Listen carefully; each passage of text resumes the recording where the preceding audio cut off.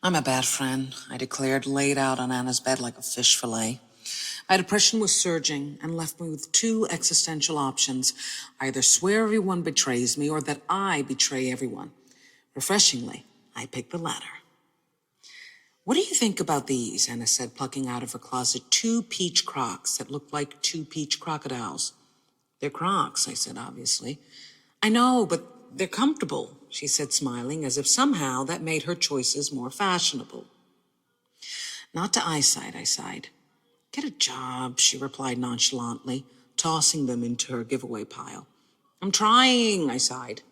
No more freelance prostituting your creativity on Fiverr.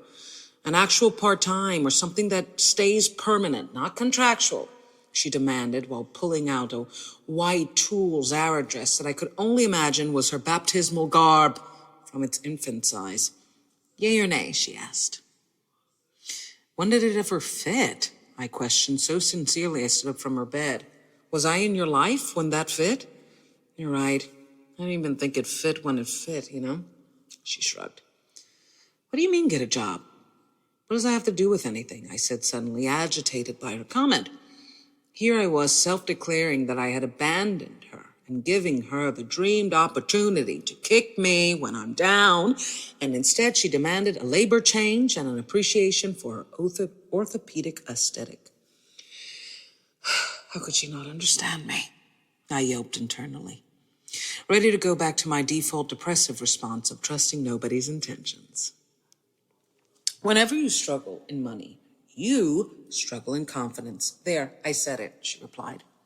You actually are broken. She stared straight at me with her hand to her hips like a teacher scolding her student. Post-grad, I had suffered a really bad bout of health. I had gone from the healthiest human being to bedridden for 3 years, with doctors wondering my leg was failing me. By the time I was ready to get back up, the pandemic hit, and soon my dog would die, and my grandmother that raised me passed as well.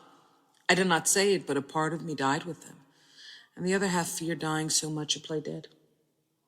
It's hard to get a job. No one hires beyond freelance because they don't not want to give you health insurance, especially if they think you're disabled. Well, you're not, I replied casually. Yeah, but I'm a Latina, and sometimes I think I'm bisexual, and I have indigenous roots, and, well, I'm a non-protected veteran. I grieved. Wait, we're non-protected veterans?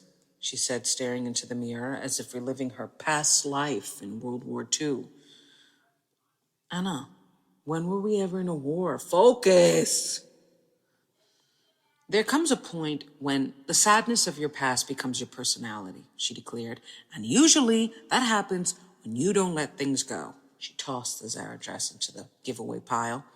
You've had it rough, and I'm not saying it's easy, but you're stuck, and you're playing small, but crying that nothing big happens. You have to change your behavior. She stared at me again. She was my childhood friend, one of the few people on earth that knew who I was and who I thought I should be. I respected her for that, but I was also really scared of the times she called me out. I hated that she was right, and I didn't know how to change. From therapy to a boosted Zoloft prescription, I was stuck trying to feel better enough to actually become it, and it wasn't working. It was a part of me that wanted to run back to that sick bed with my dog and my grandma, cuddling me in discomfort. But now I had to accept I was healthy and alone and really bitter about it. A bitterness that I wondered if it carried into job interviews or friendship outings. A bitterness that took my sleep from me and certainly was integral to my weight gain. A bitterness that made me not want to work or even connect with myself, let alone anyone on LinkedIn. You're a good friend, by the way, she smiled. You want this purse? I got it at a sale, she said while tossing it towards me. Sure, I sighed. I like gold shimmery stuff. I half smirked, once again divided between the parts of me that felt alive and the other parts that didn't. You'll be fine, she continued. You've never failed. You just, haven't succeeded in the ways you wanted yet. Whatever that means. She continued to rummage through her pile of worn ribbed tanks and baggy jeans. Maybe I should be a stylist for work, leave startup companies and become Law Roach. Not with those peach Crocs, Anna. Not with those peach. All right, let's discuss. What I wanted with that episode was I had a conversation with my childhood friend And she was like, I think you have too much instability that stabilizes you. And that was my biggest thing about my childhood, just feeling like I was giving a lot and being demanded a lot, that in a very adult way. And I just wanted to be a kid, and I just wanted to kind of crash out and rest and play and have fun. And adulthood isn't that fun naturally. It's almost like you have to nurture joy, especially in this society. And being in freelance for so long is exhausting.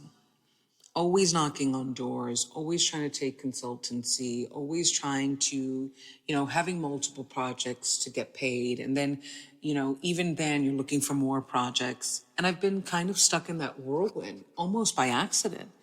I graduated, I traveled the world, and then I got a bunch of health issues and really bad luck. And then the pandemic hit. And I kind of escaped the pandemic. And within years, my grandmother was gone, who raised me. My dog had passed. I adopted my new baby.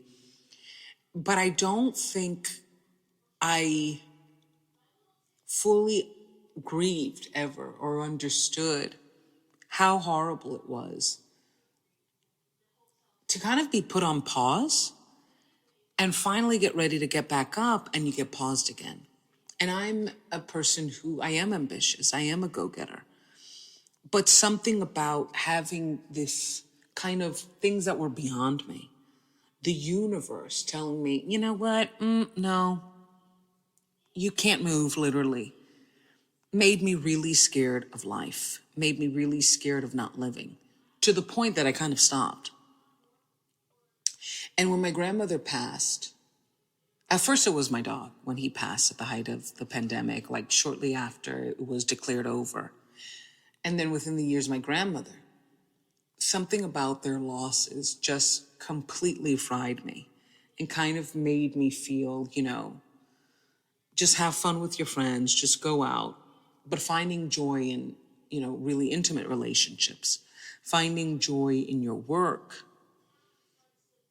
that doesn't really feel possible. But yet that was the story of the women in my family. That was the story of my grandmother. If anything, she was admired for how she survived. And something about this last year in particular, after her loss, made me realize that I was admiring me for the same reasons. Like, look at you, you survivor.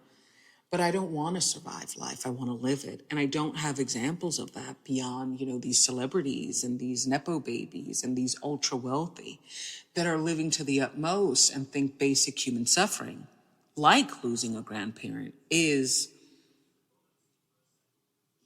adversity. And we don't really get enough stories, or at least not as much anymore, of people overcoming the worst to become the best of themselves and still stay good to others. It's all business strategy, and that business strategy by chance has a lot of human rights violations.